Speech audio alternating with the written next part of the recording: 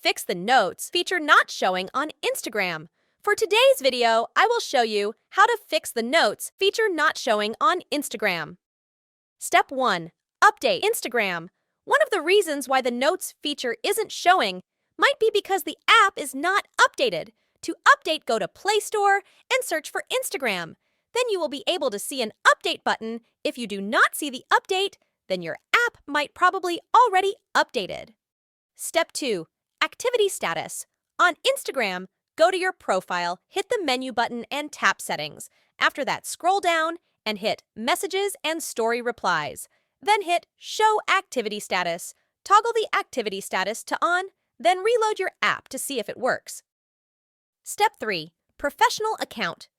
If all of the previous steps don't work, then try to switch to a professional account on Instagram. Tap your profile, then hit the menu button, then tap Settings. Then scroll down and hit Account Type and Tools. Then tap the Switch to Professional Account.